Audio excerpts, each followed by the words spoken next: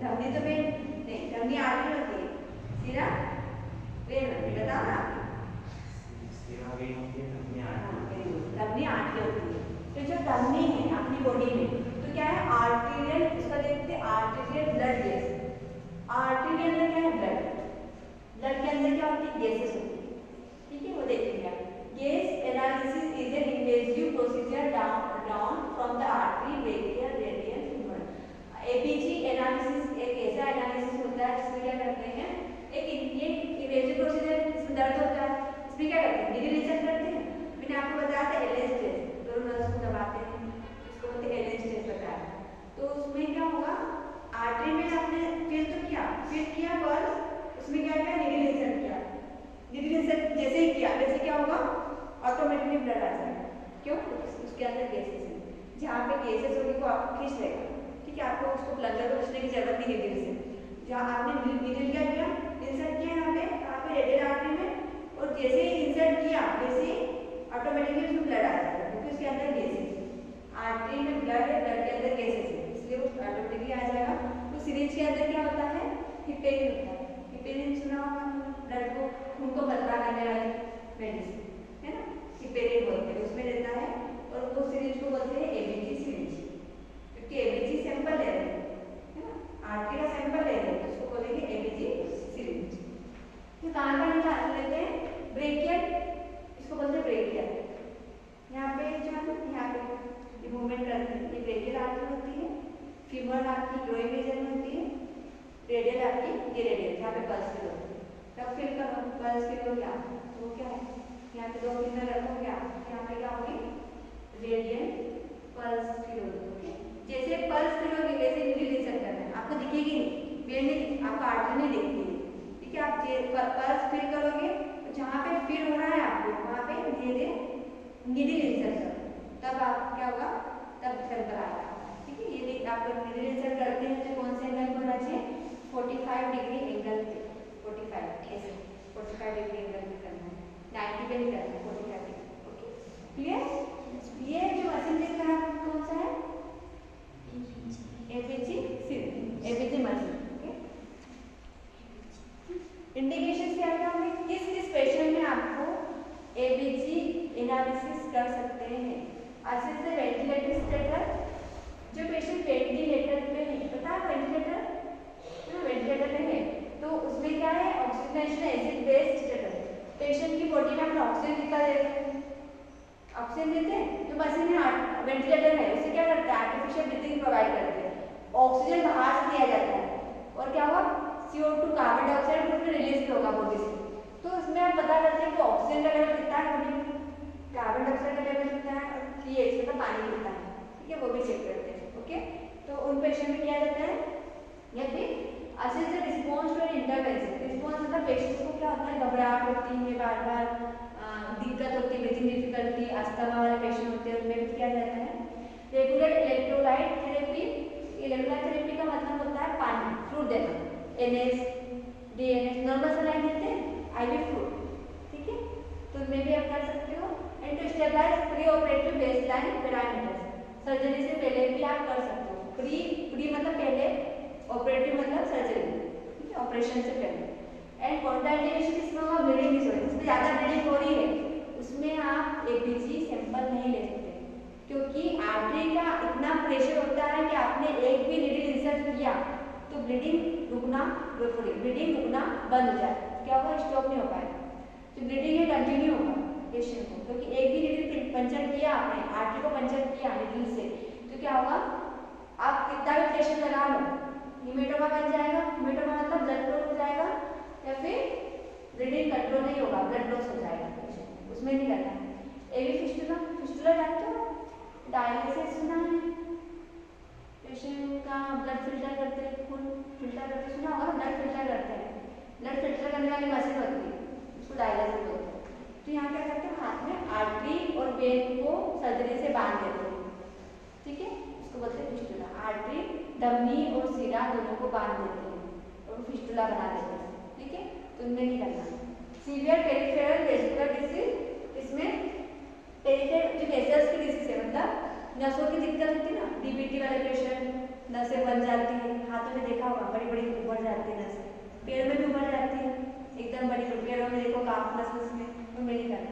Infection over side, यहाँ पे अगर बहुत ज़्यादा इन्फेक्शन है हाथ में तो वहाँ पे नहीं करना, वहाँ पे क्या नहीं लेना है, सैंपल नहीं लेना है। ठीक है, ये एरिया में कुछ भी प्रॉब्लम है हाथों में तो आपको क्या करना है, रेडियल साइड में कुछ भी दिक्कत है तो उसमें आपको सैंपल नहीं लेना है। अंडरस्टूड? कॉम्प्लिकेशन क्या क्या होंगे, हेमेटोमा एट द साइड, आपने सैंपल तो ले लिया पर वहाँ से ब्लीडिंग हो रहा था तो वहाँ पे क्या खून जम गया, खून जमने को बोलते हैं हेमेटोमा। क्लियर?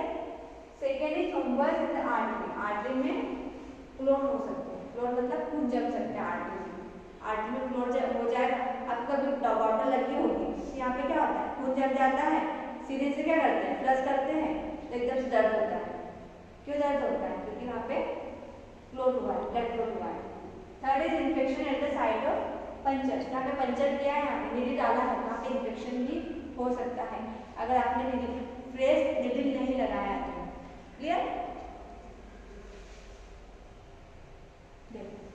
आर्टिकल रिक्वायर्ड है एबीजी सीरीज, ये आपको सीरीज दिख रही है, ये सीरीज है, इसको बोलते हैं एबीजी सीरीज। और कौन सा सीरीज लेते हैं, 5 सीसी सीरीज लेते हैं। स्प्रिट स्वेब का मतलब होता है कॉटन को, स्प्रिट से ना स्प्रिट लेते हैं, ठीक है, स्प्रिट सैनिटाइजर, ठीक है, उसमें क्या करना है, डीप करना है एंड वो भी आपको क्या करना है, स्प्रिट स्वेब रखना है एक कॉटन कंटेनर में।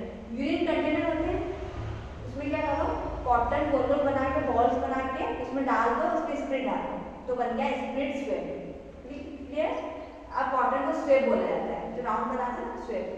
एंड ड्राई कॉटन में रखना है, माइक्रोपोर जो टेप होता है वो रखना है, नीडल कंटेनर में रखना है, नीडल को कट तो करना होता है। And gloves, kidney tray, paper bag and making dust. ये क्लियर है चीजें? ठीक है, ये क्लियर है? ये यहाँ पे रेडियल इंसर्ट किया, रेडियल आर्टरी होती है वहाँ पे। ये देखो मैंने आपको बताया था एलियंस टेस्ट, दोनों आर्टरी और वेन को क्या करो, तब अपना अपना हाथ देखो, अपना करके देखो। पहले मुट्ठी बांध दो, ठीक है, आर्टरी वेन दोनों को बंद किया, या अपने आसपास जो बैठे उनको भी कर सकते हैं ना। मुट्ठी बांधा, रेडियल आर्टरी जो है दोनों को दबा, रेडियल आर्टरी वेन को, देखो ब्लड रुक गया। अब मैं धीरे धीरे इसको रिलीज कर दूँगी रेडियल को, तो ब्लड आ जाएगा, इंक्रीज हो जाएगा, ठीक है, इसको बंद करूँगी तो अब फिर से मुट्ठी बांधा, फिर इधर की अल्नार को ओपन किया, यहाँ से बंद। ये रेडियल है, ये अल्नार है, इसको रेडियल, जो थंब साइड ना, थंब साइड है इसको रेडियल बोलेंगे, रेडियल आर्टरी, रेडियल आर्टरी। जो अपोजिट साइड है यहाँ पे इसको बोलेंगे ulnar, ulnar, ULNAR, ulnar artery. ठीक है, तो दो होती है, तो आपके जो रेडियल होता है हाथ से अंदर किया जाता है, ये चेक करना जरूरी है, अगर नहीं चेक किया तो अल्नार अगर डैमेज है ऑलरेडी और रेडियल से आपने पंचर किया तो रेडियल में डैमेज होने के चांसेस हो सकते हैं। ब्लड सप्लाई कहाँ होगा, ब्लड सर्कुलेशन जो करता है कौन करता है, ब्लड, क्या आपके पाँव को कौन करेगा, रेडियल और अल्नार नहीं करते ब्लड सप्लाई। अगर दोनों डैमेज हो गए तो ब्लड सप्लाई नहीं हो पाएगा, तो हाथ काला पड़ जाएगा, काटना पड़ सकता है। ठीक है, तो आपको पहले सप्लाई चेक करने के लिए होता है, या फिर आप क्या करो, सेचुरेशन प्रोब लगा, सेचुरेशन प्रोब लगा दो हाथ में और दोनों को बंद कर दो तो उसमें जीरो आ जाएगा SPO। जब आपको मॉनिटर पे होता है ना सेचुरेशन प्रोब, वो लगाओगे तो उसमें ब्लड में ऑक्सीजन लेवल बिल्कुल भी दिखेगा नहीं। क्यों? क्योंकि आपने जो रेडियल को भी रोक दिया, अल्नार दोनों को बंद कर दिया। ठीक है, और धीरे धीरे आप ओपन कर दो, रेडियल का होगा, ओपन करोगे तो 100 आ जाएगा, अल्नार को ओपन करोगे तो 100 आ जाएगा। दैट मीन्स कि पेशेंट की जो रेडियल आर्टरी है और अल्नार आर्टरी है वो क्या है, अच्छी है। ठीक है, उसका सर्कुलेशन प्रॉपर्ली हो रहा है। क्लियर? ठीक है, उन्होंने क्या किया, पहले ये दोनों को बंद किया, ठीक है, तो मुट्ठी बांधी, फिर एक मुट्ठी बांधने के बाद ओपन किया तो क्या येलो दिखेगा, फिर रेडियल को ओपन किया तो पाम आपका पिंकिश कलर का, मतलब ब्लड सप्लाई हो रहा है। ठीक है, nursing manager check the doctor's order before performing the procedure. Doctor order check करना जरूरी है, आपको खुद सेल्फ मन से सैंपल नहीं लेना है। डॉक्टर ने लिखा है कि पेशेंट का एबीजी सैंपल भेजना है, तो आपको क्या करना है, सैंपल चेक करके वो फाइल चेक करके ही सैंपल लेना होगा। And second is explain the procedure with the patient, patient को एक्सप्लेन करना है क्योंकि इसमें बहुत दर्द होता है, आप अंदर तक नीडल इंसर्ट कर रहे हैं, कहाँ पे, आर्टरी में कर रहे हैं। And while performing the procedure, insert the needle at 30 degree to the skin at the point of maximum pulsation of the radial artery. ये 30 नहीं 45 जो आपकी आप देखोगे 45 डिग्री एंगल पे आप इंसर्ट करते हैं। ये क्या क्या करते हैं, सॉफ्ट कॉटन होता है, कॉटन रोल, उसको आपको यहाँ रखना है। दिख रहा है ना पोजीशन, ये नीचे रखना है और ये आपको दिख रहा है ऊपर के दिख रहा है रेडियल, ठीक है। यहाँ पे क्या होगा, यहाँ पे आपने निडल इंसर्ट ऐसे करना है पोजीशन, यहाँ पे निडल इंसर्ट करना है निडल। तो आपको 45 डिग्री एंगल होना चाहिए, एंगल पता होगा सबको, 45, 60, 30, 90, okay. Place the puncture side firmly for 5 minutes with a dry swab to all the bleeding. जैसे सैंपल लिया, जैसे 5 मिनट तक आपको दबाना है, ठीक है। कॉटन ले लिया आपने, सैंपल लेने के बाद दबाना है। इतना ज़्यादा भी नहीं दबाना है कि पेशेंट को ब्लड फ्लो हो जाए, हेमेटोमा हो जाए, ठीक है। और पेन हो, लाइटली दबाना है, जितना लाइटली कि पेशेंट का जो यहाँ से ब्लीडिंग ना हो। दबा दिया, फिर बाद में 5 मिनट के बाद में आपको चेक करना है, ब्लीडिंग नहीं हो रही है तो आपको कॉटन रख के आप टेप लगा सकते हैं, ठीक है। And patient sticker should be placed on the ABG syringe for proper identification. तो एबीजी में सिरिंज था, उसमें सैंपल ब्लड सैंपल लिया है, उसमें आपको स्टिकर भी लगाना है, पेशेंट का स्टिकर। उसमें क्या लिखा रहता है, UHID unique hospital identification digital. Patient का फुल नेम, मतलब एक पेशेंट ने पल्लवी सलाम सबने मतलब पल्लवी झाला, ठीक है, पल्लवी झाला, पेशेंट भी बोलते हैं नाम बोल, तो पूरा नाम हो गया, ठीक है। आप क्या लिखोगे नीचे, एज लिख दोगे, कितना एज, फिर नीचे लिखोगे IPD नंबर। इन पेशेंट IPD नंबर हॉस्पिटल का नंबर होता है, ID नंबर होते हैं, वो लिख दिया। फिर नीचे लिखा डॉक्टर नेम और डेट डाल दी, डेट और टाइम, कितने बजे लिया सैंपल, और क्या लिखेंगे एबीजी सैंपल, ठीक है, वो लिख दिया। फिर उसके बाद में सैंपल भेजते हैं और सैंपल मशीन में डाला जाता है और क्या होगा, तुरंत रिपोर्ट मिल जाता है, हाथ के साथ मिल जाता है, ठीक है, तुरंत आ जाता है। And send it immediately for analysis ensuring that the sample is packed in ice. Ice pack होता है, आइस पैक देखा होगा आप लोगों ने, आइस पैक देखा है, फ्रिज में रखते हैं आइस पैक, नहीं देखा ना, ये किसका प्लास्टिक का बना होता है। तो आइस पैक के ऊपर क्या करते हैं, सिरिंज रखते हैं, उसको माइक्रोफोन से बांध देते हैं, क्योंकि कोई ये सैंपल कैसा होना चाहिए, ठंडा होना चाहिए, क्योंकि रूम टेम्परेचर में बाथरूम खराब हो जाएगा, ये जम जाएगा, ठीक है। तो आपको आइस पैक में रखना होता है कि सैंपल भेज सकते हो, फिर चार्ज करना है, ओके। कि यहाँ का सैंपल क्या होगा, इंदौर में जाता है, ठीक है। इंदौर में बड़ी बड़ी मशीन भी होती है, एबीजी मशीन इसको बोलते हैं, इसमें सैंपल खुद तुरंत डालते हैं within 2 minute.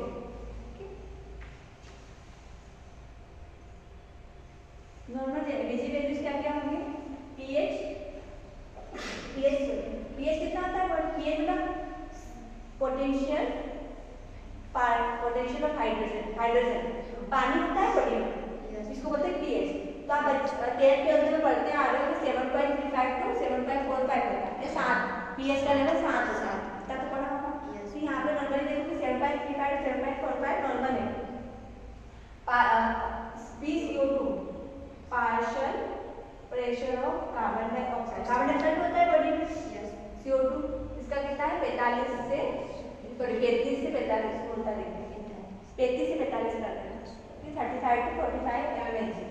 Partial pressure of oxygen 80 से 100 होता है, आप बोलते हो सिर्फ 100 होता है, पर 80 से 100 इतना होता है नॉर्मल। बाइकार्बोनेट 22 से 36 होगा, ठीक है, मिलीमोलिकुलर एंड सैचुरेशन कितना होता है 95%, ब्लड में ऑक्सीजन लेवल से, क्लियर। नी नॉर्मल वैल्यू से ये चेक करने के लिए, आप ये पता करने के लिए आप क्या करते हैं, एबीजी एनालिसिस करते हैं।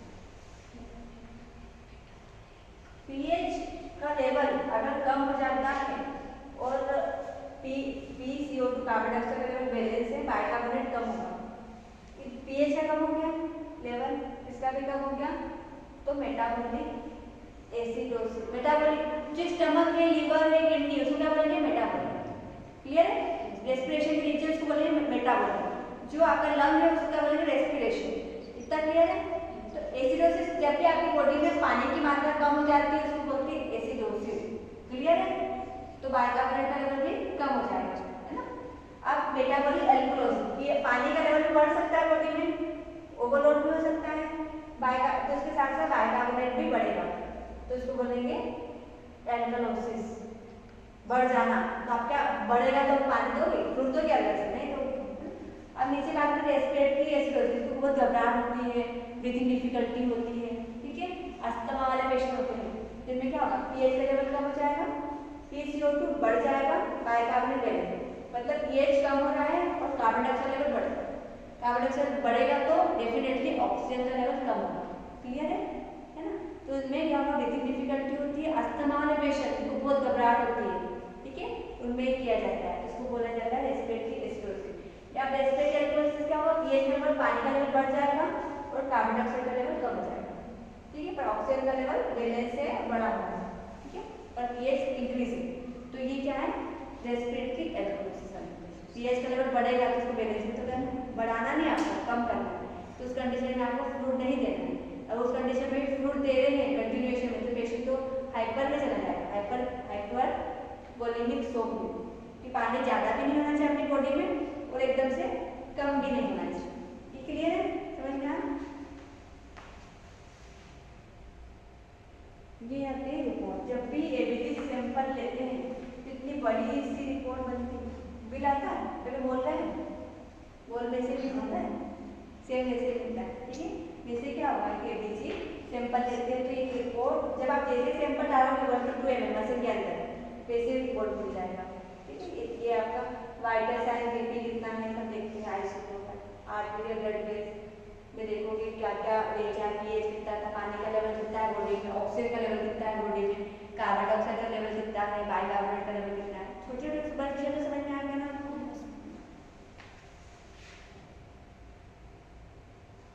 ठीक है।